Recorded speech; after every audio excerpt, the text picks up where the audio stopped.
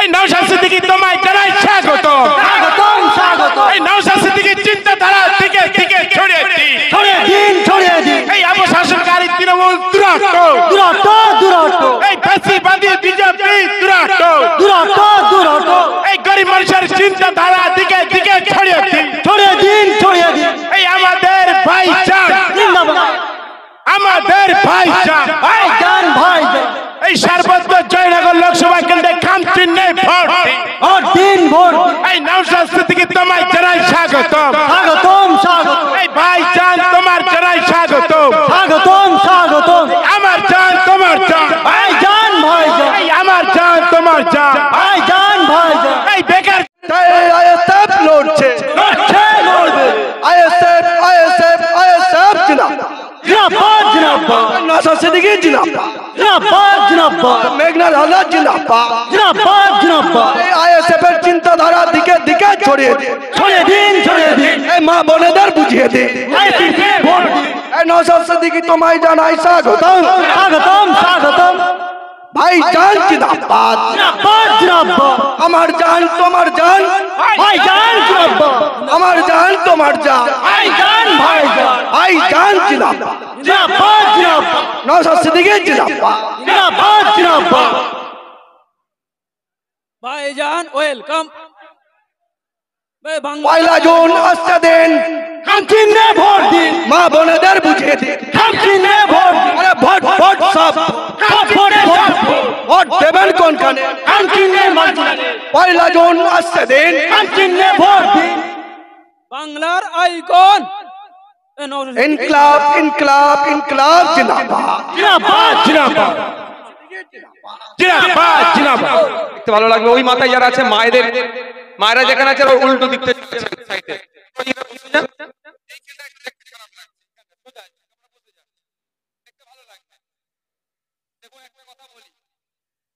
আপনারা গরমে আছেন বলে স্টেজে কিন্তু ফ্যান এখানে এনে দিয়েছিল, ফ্যানটা বন্ধ করো, কারণ আপনারা এত মানুষ গরমে আছেন, আমরা ফ্যানে এরকম না, আপনাদের লড়াইয়ের সাথে আমরা লড়াই একসাথে লড়াই করবো।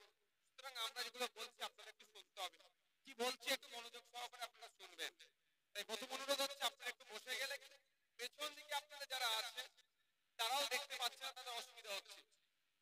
তাহলে আপনাদের পিছনে অনেক লোক দাঁড়িয়ে আছে, দেখুন ওই যেমন পারে প্রচুর লোক দাঁড়িয়ে আছে এখানে। আমি তো ভাবছিলাম এই 10টা-11টাই প্রোগ্রামে লোকজন হবে কি হবে না, কিন্তু আপনাদের উপস্থিতি আরো তো আমাকে সাহস বাড়িয়ে দিচ্ছে লড়াইয়ে।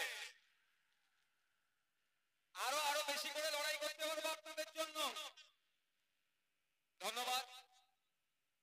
আজকে ইন্ডিয়ান সেকুলার ফ্রন্টের পক্ষ থেকে জয়নগর লোকসভা কেন্দ্রের মাস্টার মশাই তিনি শ্রদ্ধেয় সম্মানীয় মেঘনাদ হালদার মহাশয়ের সমর্থনে ইন্ডিয়ান সেকুলার ফ্রন্টের পক্ষ থেকে জনসভায় যারা উপস্থিত হয়েছেন, হুমকি চুমকিকে উপেক্ষা করে, ভয় ভীতিকে কাটিয়ে, এই গরমকে উপেক্ষা করে এখানে যে হাজার হাজার মা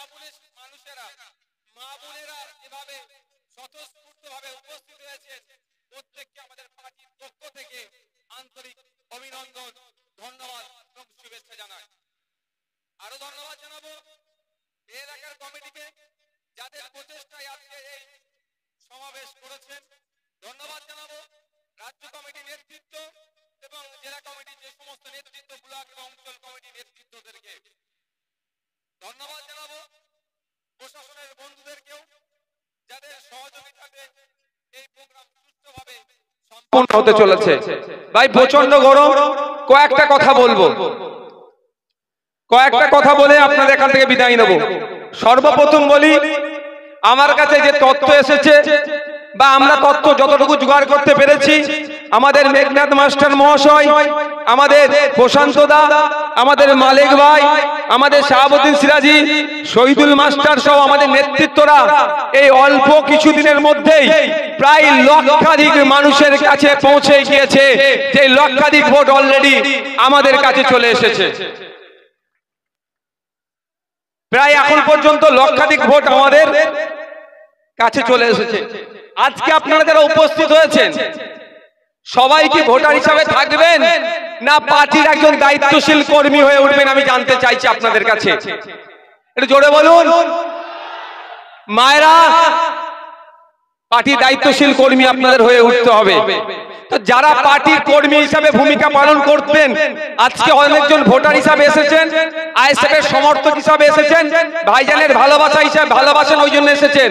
কিন্তু আজকের পর থেকে আপনি দায়িত্ব নিয়ে পার্টির কাজটা এগিয়ে নিয়ে যাবেন, এই ধরনের কারা আছেন একটু হাত তুলুন তো। বাহ, সবাই তাহলে পার্টির দায়িত্ব নিয়ে এগিয়ে যাবেন তো। মায়েরা যারা আছেন ওইদিকে, মায়েরাও রেডি আছে একদম। এইদিকে মায়েরা রেডি আছেন তো? সবাই মায়েরা হাত তুলেছে।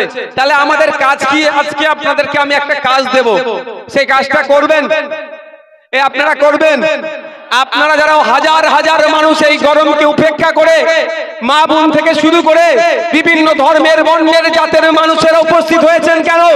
আমাদের অধিকারকে পার্লামেন্টে গিয়ে চিৎকার করে সেখান থেকে বার করে নিয়ে আসার জন্য আমরা খামচিহ্নের পক্ষ থেকে মেঘনাদ মাস্টার মশাইকে আমরা পার্লামেন্টে পাঠাবো।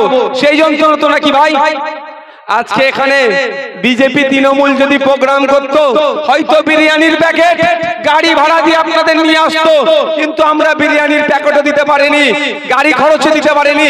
আপনারা নিজের চেষ্টাতে আপনারা উপস্থিত হয়েছেন, কারণ আপনারা বুঝতে পারছেন যে আগামী দিনে আইএসএফ মানুষকে পথ দেখাবে, ন্যায়কে প্রতিষ্ঠা করবে।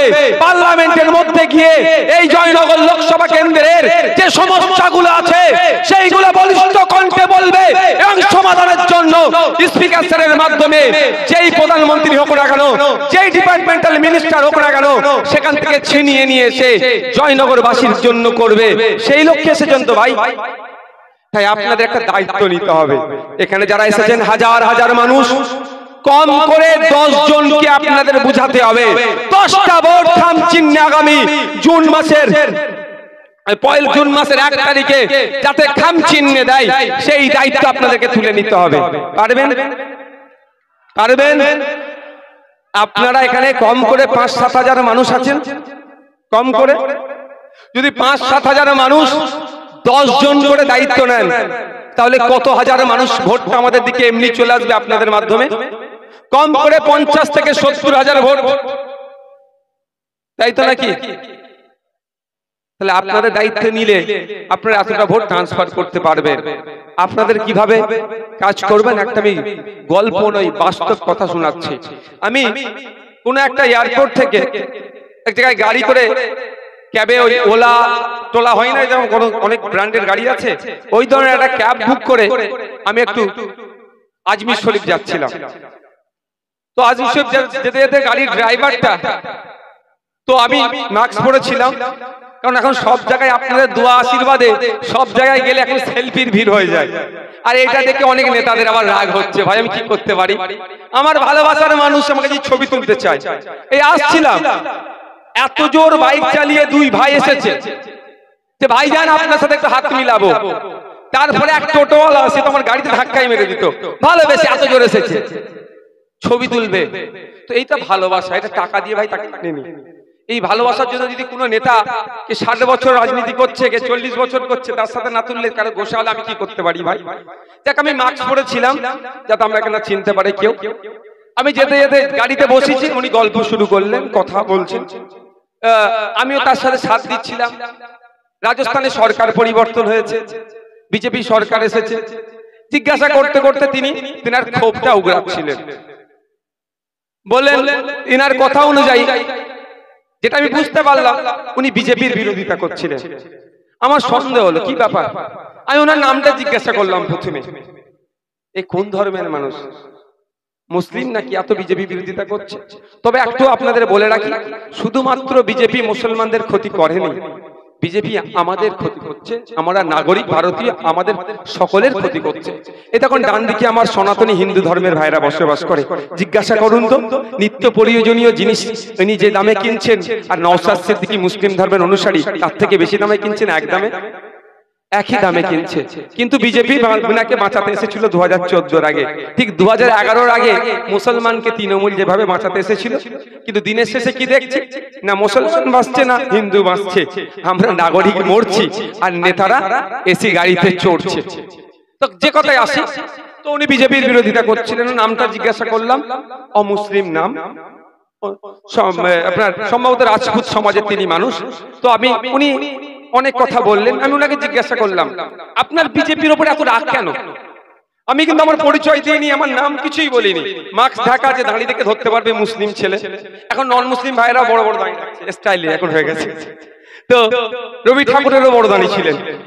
তো আমি জিজ্ঞাসা করলাম, তিনি তখন বলছেন একটা সময় ছিল সকাল 9টা-10টায় ঘুম থেকে মানে বাড়ি থেকে বার হতাম গাড়ি নিয়ে, সন্ধ্যার মধ্যে বাড়িতে পৌঁছে যেতাম, 3000-4000 টাকা ইনকাম করতাম। আর এখন কি দেখছি, সকাল 6টা, 6:30, 7টার মধ্যে গাড়ি নিয়ে বেরিয়ে যাচ্ছি, আর রাত 10টা-11টায় বাড়ি ফিরছি, দিনে 1500-2000 টাকা ইনকাম করতে পারছি না। অর্থাৎ তার বিজনেসটাকে ধ্বংস করে দিয়েছে। এই বাবু, এই ওই বাচ্চাগুলো কেমন, এই দুটো বাচ্চাকে দরকার লাগলে, এই বাচ্চাগুলো তো বদমাইশি করছে কেন? বাচ্চাদের এখন পড়াশোনার সময় এখানে নয়তো, ওদের বই খাতাতে পাঠিয়ে দাও, বাড়িতে বই খাতা দিয়ে দাও হাতে। এটা বাচ্চাদের জায়গা নয়, 18 বছরের ঊর্ধ্বে মানুষের জায়গা এটা। তো উনি কি বলছেন যে এখন খাটছি বেশি, ইনকাম হচ্ছে কম। তাহলে আমি এটা তাহলে আপনার এটা তো বিজেপির দোষ কি? বলছে এখন কর্পোরেট করে দিচ্ছে, বাদানি আম্বানি বড় বড় শিল্পপতিদের হাতে দেশটাকে বেচে দিচ্ছে, ফলে প্রভাবটা সাধারণ মানুষের উপরে পড়ছে। আমি বললাম এতে আপনি কি, আপনার লাভটা কি আছে? বলছে আমরা বিজেপির মোহতে পড়ে বিজেপিকে নিয়ে এসেছিলাম, যে অন্যায়টা করেছি পরের প্রজন্মকে কিন্তু এর জবাব দিতে হবে আমাকে, পরের প্রজন্মের কাছে আমাকে কোশ্চেনের সম্মুখীন হতে হবে। তা আমি বললাম কিভাবে আপনি কোশ্চেনের প্রতি উত্তর দেবেন?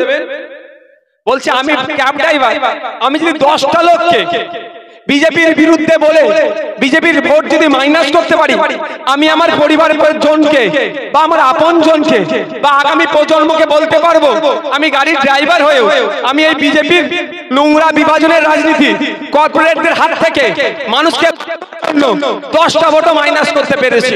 আমি শুনে অবাক, তার চিন্তা ভাবনা কি, সেটাকে আমি অ্যাডাপ্ট করলাম, সেটাকে আমি নিয়েছি। আমি এখানে বলবো 2011 সালের আগে আমাদেরকে অনেক প্রতিশ্রুতি দিয়েছিল, আমার এসটি ভাইদের জন্য, আমার এসসি ভাইদের জন্য, আমার মুসলিম ভাইদের জন্য মমতা ব্যানার্জি অনেক কথা বলেছিল। উল্টে কি দেখছি আমি, আমার এসটি ভাইদের কোটাতে যেখানে এসসিরা চাকরি করবে, যেখানে এসটিরা চাকরি করবে, সেই সমস্ত জায়গাতে নন এসটি এসসিরা চাকরি করছে, ফলে আমার দলিত ভাইয়েরা, ফলে আমার আদিবাসী ভাইয়েরা ক্ষতিগ্রস্ত হচ্ছে, মাইনরিটিরা যেভাবে বঞ্চিত হচ্ছে। আমাদের ভুলের প্রায়শ্চিত্ত যদি করতে চাই, আপনাদের বলবো 10টা করে ভোটের দায়িত্ব নিন, বিজেপি তৃণমূল থেকে মাইনাস করিয়ে আইএসএফ এর কাছে নিয়ে আসুন, ভুলের প্রায়শ্চিত্ত করিয়ে আমরা পার্লামেন্টে পাঠাই মাস্টার মেঘনাথ হালদার মহাশয়কে, যে পার্লামেন্টের মধ্যে গিয়ে চিৎকার করে বলবে যে আমি একজন এসসি সংরক্ষণ সিট থেকে এসেছি, ওয়েস্ট বেঙ্গলে এসসি কোটাতে অর্থাৎ দলিত ভাইদের জন্য চাকরিতে যে সংরক্ষণ আছে, আমার হিন্দু সমাজের দলিত ভাইদের সেই সংরক্ষণ মানা হচ্ছে না। এর পরিবর্তে যে মমতা অভিষেক ব্যানার্জিদের দলের লোকদেরকে টাকা দিচ্ছে, তারা সেখানে চাকরি করছে, এর বিরোধিতা পার্লামেন্টে গিয়ে করবেন, আইএসএফ এর পক্ষ থেকে জনগণের কথা বলবেন মাস্টার মেঘনাথ হালদার মহাশয়।